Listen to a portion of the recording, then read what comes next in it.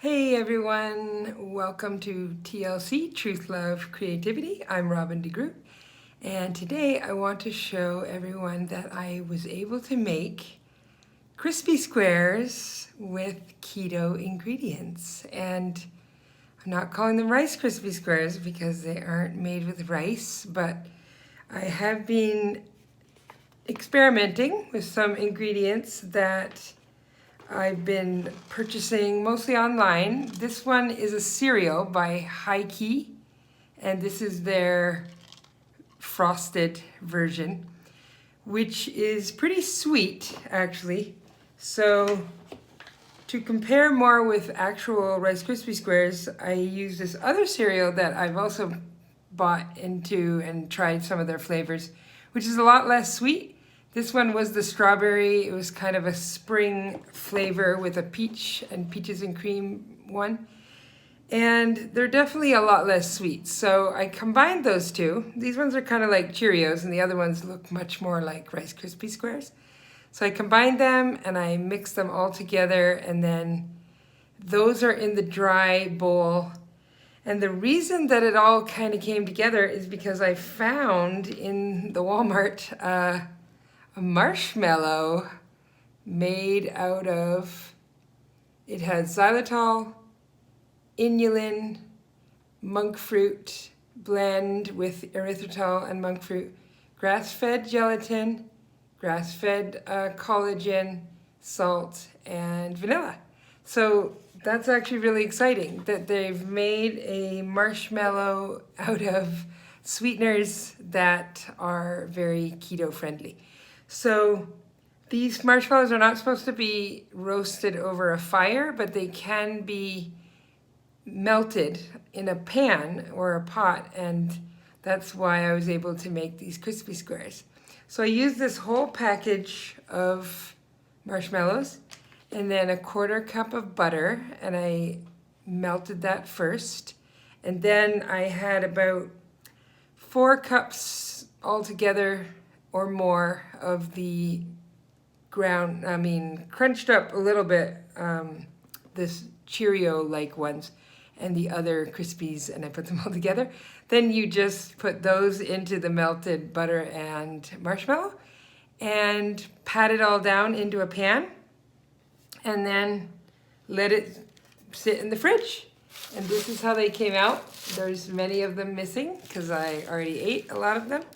But I was pretty impressed, and it's kind of exciting because I like the lightness of crispy squares, and I kind of miss that. I've missed cereal. That's why it's nice that a lot of these companies are trying to make a keto cereal without grains.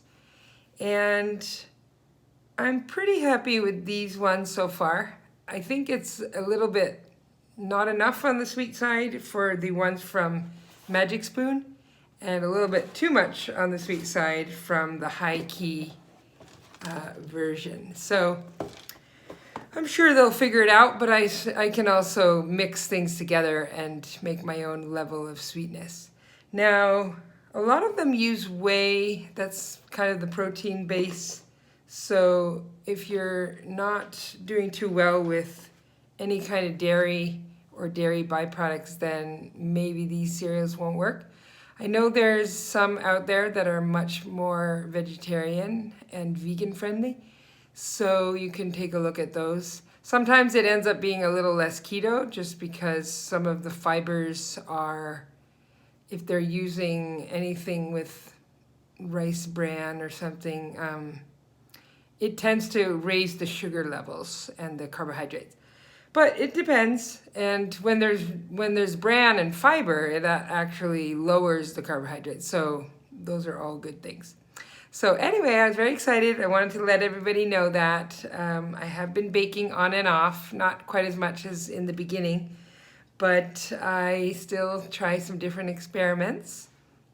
And I picked a card today. It's Princess of Wands, and it's about vanquishing fear. So the princess here is vanquishing the tiger of fear, and she has the ram's horns on her head, and she's got fire in the background, which is all about energy and the spring energy, even though we're heading into fall. But I think this was a great card. There's a lot of red color. She's holding a wand of the sun, and she's ready for action and joy and happiness. And I was really happy to pick that card because I'm starting to feel that. I think there is some opening up of a lot of things. There's a lot of knowledge about the virus and situation now. So there's a lot of therapies out there, and I'm pretty happy about all those things. So it's getting to be pretty normal, a lot more normal in Arizona, and I'm happy about that. And I've done a bit of travel still, and things are looking up. I'm going to go to a fair in late October and have an exhibitor booth. So I'm very excited about that because I really want to start to get back into the holistic wellness field and get out amongst the people.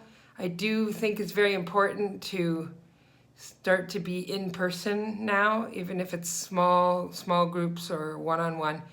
And I am an energy worker, and I believe in energy in person and our actual interactions.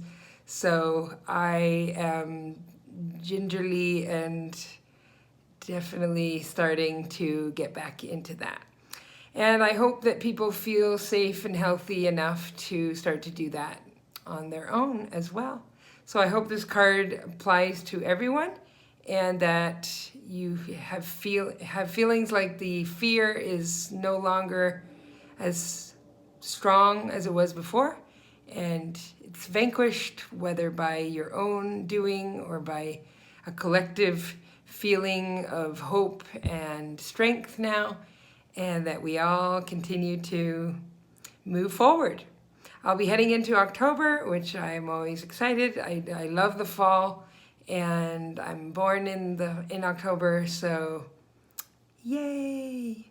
So enjoy, everyone. If you want to make these kind of Crispies, you can look for these ingredients online. Maybe you can contact me if you're having a harder time. Try substitutes, I always do. And even if you don't eat butter, then you could try a different kind of fat source. Oh, and I also wanted to say, if you wanted things to be a little more sticky, maybe this would help. This one is by Pure, and it's a maple syrup that they have also made with monk fruit. No, this one is erythritol.